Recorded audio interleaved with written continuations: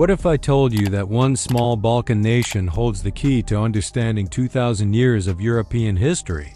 That a single country has witnessed the rise and fall of 4 empires, survived genocide twice, and still stands as Europe's most remarkable example of cultural fusion? This is the extraordinary story of Bosnia and Herzegovina, and by the end, you'll understand why this nation's survival defies all odds. Deep in the mountains of the Western Balkans, something extraordinary was happening 4,000 years ago.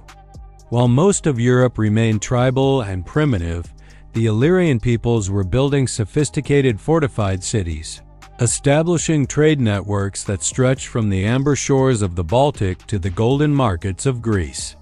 But here's what's truly remarkable. They were already mining the same silver and copper deposits that would later fuel entire empires. Why does this matter? Because location is destiny, and Bosnia's location is pure magic. The Dalmatai, Japodes, and other Illyrian tribes didn't just inhabit this land, they understood its secret. Nestled between the Mediterranean and Central Europe, between the Orthodox East and Catholic West, this region was destined to become Europe's eternal crossroads.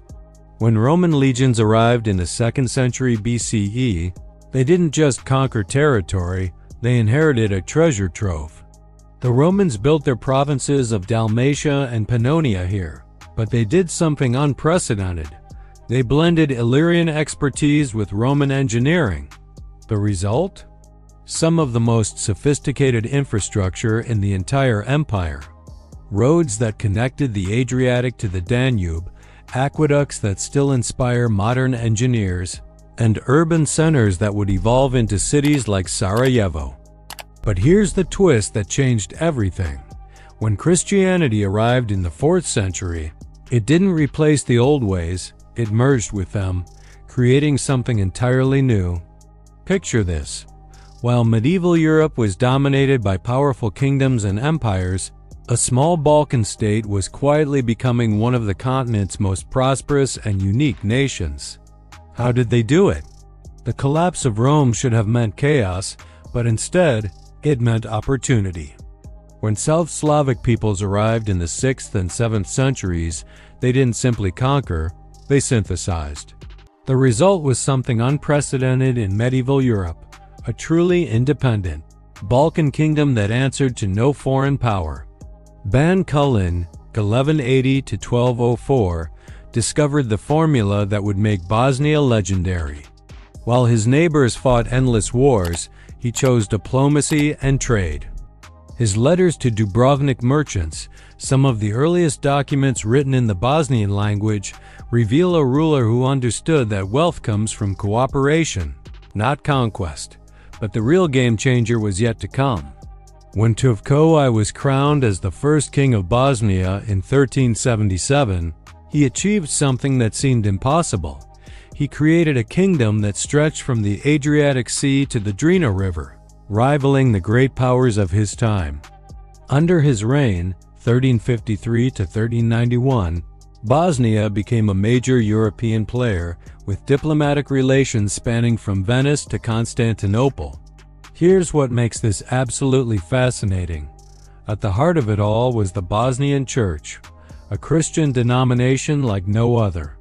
Neither Catholic nor Orthodox, this unique institution created a distinct Bosnian identity that would survive centuries of foreign rule. The Church's dualist theology wasn't heretical. As enemies claimed, it was revolutionary, offering ordinary people direct access to salvation without intermediaries. This religious independence would prove prophetic, setting the stage for Bosnia's most dramatic transformation. In 1463, everything changed. But what happened next wasn't conquest. It was evolution. When Ottoman Sultan Mehmed II's armies crossed into Bosnia, they expected the usual pattern: resistance, siege, destruction. Instead, they found something unprecedented. Bosnian nobles, led by the last queen Katarina Kasaka, chose a different path. Rather than dying for a lost cause, many converted to Islam and kept their lands, their influence, and their culture. This wasn't betrayal, it was genius. The Ottomans had conquered many Christian lands, but Bosnia was different. Here, they found partners, not just subjects. The gradual Islamization of Bosnia over the next 3 centuries created something unique in European history, a genuinely multi-religious society where Muslims, Catholics, Orthodox Christians, and Jews lived not just in tolerance, but in cooperation. Sarajevo became the crown jewel of this transformation. By the 16th century, it was one of the largest cities in the Ottoman Empire, larger than most European capitals. Its bazaars rivaled those of Istanbul, its scholars debated in the great madrasas, and its artisans created a distinctive Bosnian Ottoman aesthetic that still defines the city today. But here's the part that will blow your mind. When Sephardic Jews fled the Spanish Inquisition in 1492, they found refuge in Bosnia. For over 400 years, Sarajevo had one of Europe's most vibrant Jewish communities, speaking Ladino and maintaining traditions that had vanished elsewhere. This cosmopolitan paradise seemed eternal, until the empire began to crumble. June 28, 1914. A wrong turn by an archduke's driver in Sarajevo changed the course of human history. But the real story is far more complex and shocking.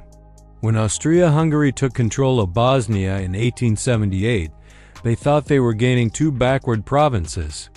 Instead, they inherited a powder keg of competing nationalisms, religious tensions, and revolutionary fervor. The Austro-Hungarian administration brought railways, schools, and modern industry, but they also brought something dangerous: the idea that different peoples couldn't coexist. For the first time in centuries, Bosnia's communities were being told they had to choose sides. Were Bosnian Muslims really Croats? Were Orthodox Bosniaks actually Serbs? The very questions that had never mattered before suddenly became matters of life and death. Young Gavrilo Princip wasn't just an assassin, he was a symbol of this new age of ethnic nationalism.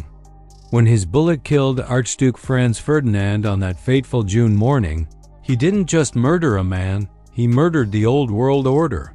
The shot heard round the world came from a Bosnian Serb teenager who believed that Bosnia belonged to Serbia, ignoring centuries of unique Bosnian identity.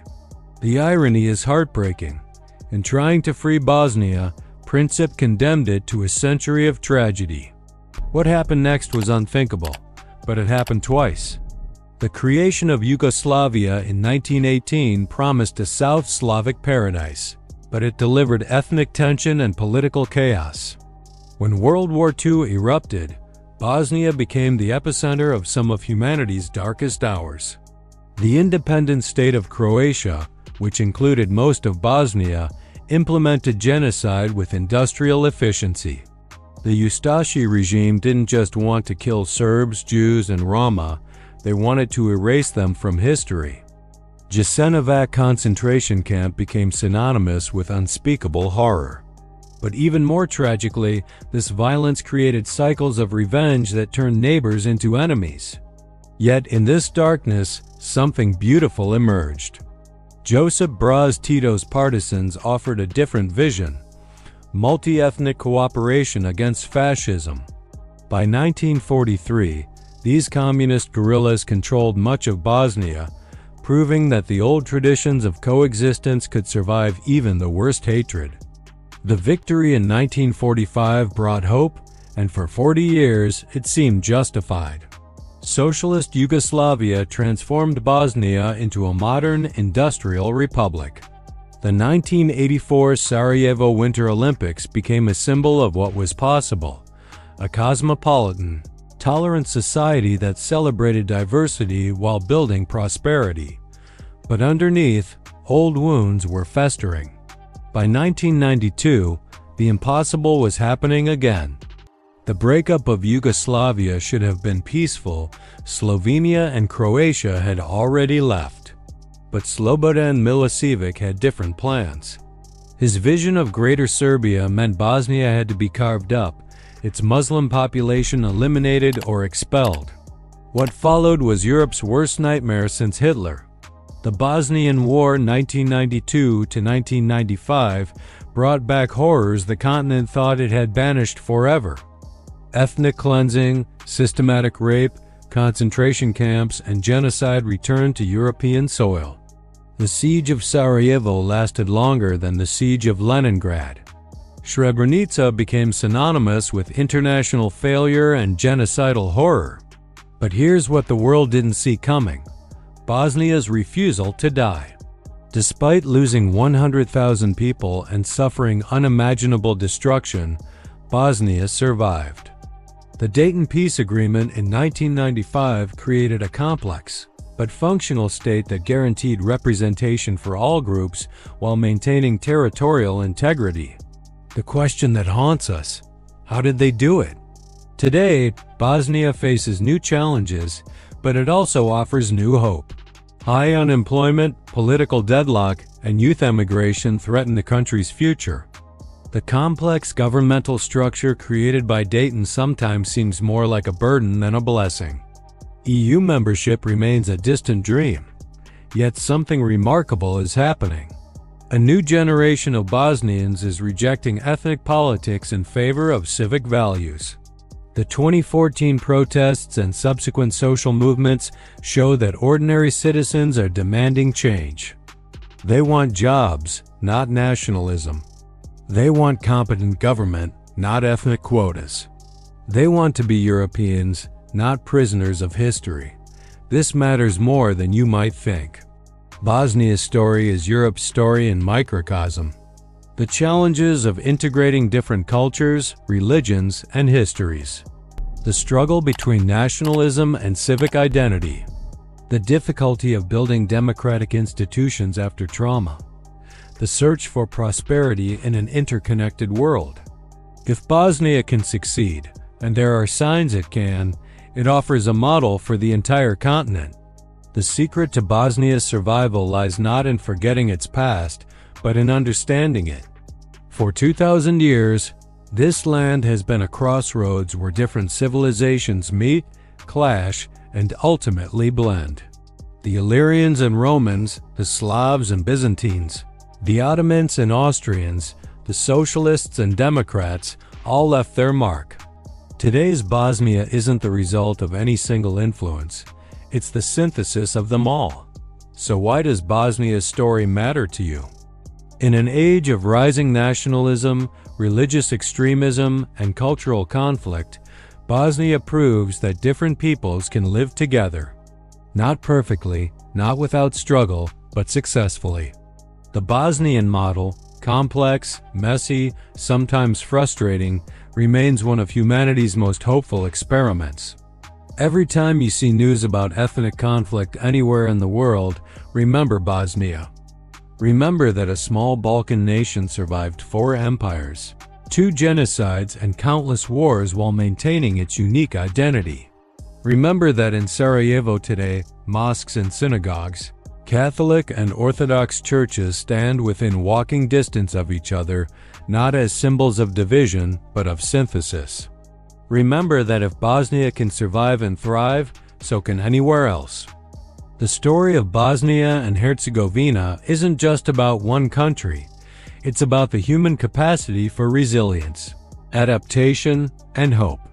It's about the eternal truth that diversity isn't weakness, but strength. It's about the radical idea that the future belongs not to those who build walls, but to those who build bridges. And that's why Bosnia's story will never truly end, because it's really the story of all of us. Thanks for watching. If you enjoyed this video, please like, share, comment, and subscribe to the channel for more engaging historical content.